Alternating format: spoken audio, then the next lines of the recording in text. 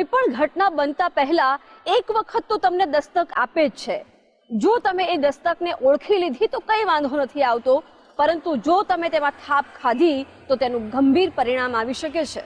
અને આવું જ કંઈક બન્યું છે પંચમહાલના હાલોલમાં, કે જ્યાં પતિ પત્નીના સંબંધમાં રેડાયું છે લોહી.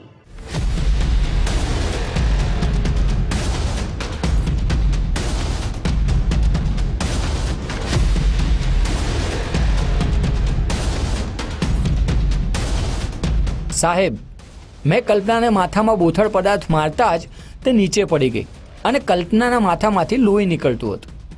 તેના નીચે પડતા જ હું તેની છાતી પર બેસી ગયો અને ગળું દબાવી દીધું. ગળું દબાવી હત્યા કર્યા બાદ તેને આકસ્મિક મોતમાં ખપાવવા મારા સસરાને ફોન કર્યો અને કહ્યું કે તમારી દીકરી કલ્પના ખાટલામાંથી પડી જતા માથામાં વાગ્યું છે. તપાસ કરનાર પોલીસ કર્મચારીને લાલ ટી શર્ટમાં પહેરેલા આ શખ્સે આ તમામ વિગતો જણાવી. પોલીસ અધિકારીને હત્યાની વારદાતની એક વાત બારીકાઈથી જણાવનાર આ એ જ શખ્સ છે જેની પર તેની પત્ની કલ્પનાની હત્યાનો આરોપ છે.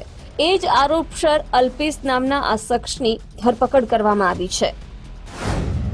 પંચમહાલના હાલોલમાં હત્યાની ઘટના.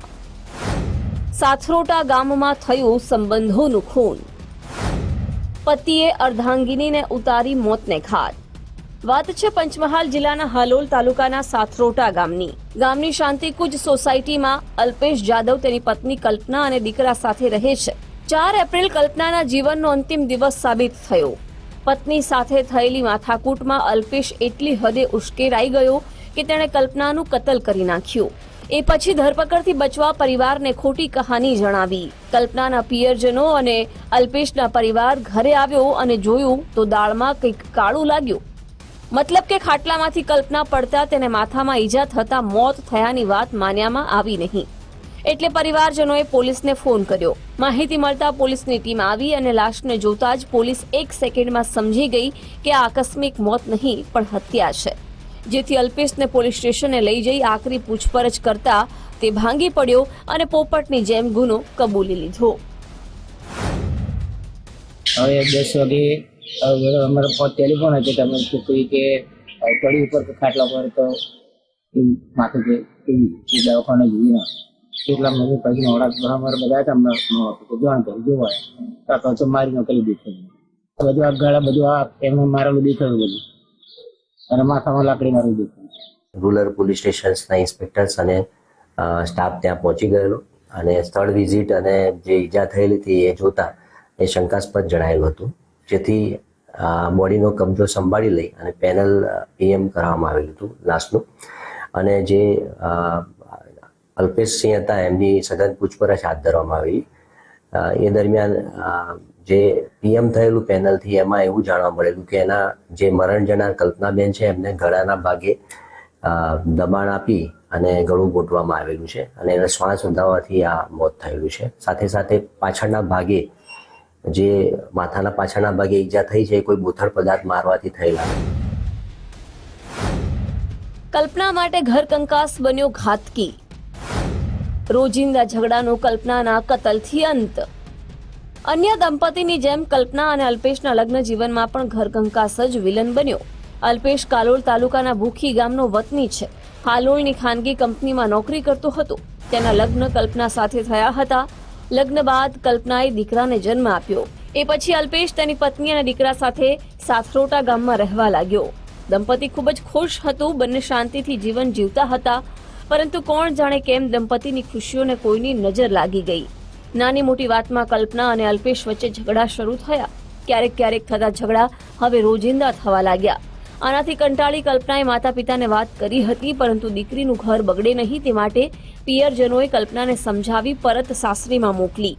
માતા પિતાની આબરૂ સાચવવા કલ્પના પરત આવી પતિ સાથે રહેતી હતી, પરંતુ કોઈને એ વાતનો અંદાજ નહોતો કે રોજબરોજના ઝઘડા એક દિવસ કલ્પનાનો જીવ લઈ લેશે.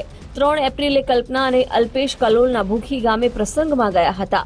નોકરી જવાનું કહી અલ્પેશ પત્ની અને દીકરાને લઈ સાથરોટા આવી ગયો. બીજા દિવસે સામાન્ય બાબતે પતિ પત્ની વચ્ચે ઝઘડો થયો હતો.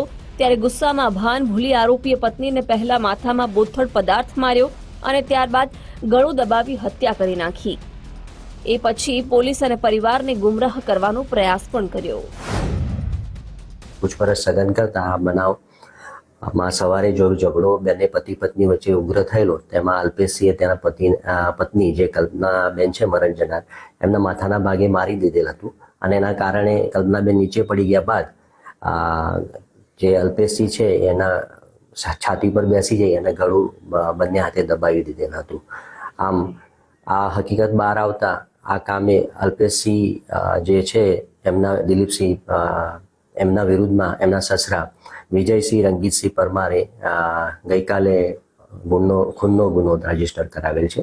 જે આધારે police inspector Shri Halol rural Jadeja નાઓએ તપાસ હાથ ધરેલી છે અને આરોપીને હાલમાં હસ્તગત કરી અને ધરપકડની કાર્યવાહી કરવામાં આવી છે.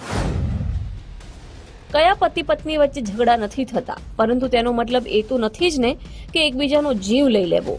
ઘર કંકાસના મોટા ભાગના કિસ્સામાં આવું જ જોવા મળે છે, જેમાં રોજબરોજના ઝઘડામાં પતિના હાથે પત્નીની હત્યા થઈ હોય. અલ્પેશ અને કલ્પનાના કિસ્સામાં પણ આવું જ બન્યું. ઘર કંકાસના કિસ્સામાં આવું ન બને એટલા માટે હંમેશા તમને સમય દસ્તક આપે છે સતર્ક થવા માટે. કલ્પનાએ પણ તેના પિયરજનોને આ વાત જણાવી હતી, પરંતુ સમાજની આબરૂમાં દીકરીને સાસરીએ મોકલનાર કલ્પનાના માતા પિતાને ક્યાં ખબર હતી કે હવે તેમની દીકરી ક્યારેય પાછી નહીં આવે. નામદેવ પાટીલ, ગુજરાત ફર્સ્ટ, પંચમહાલ.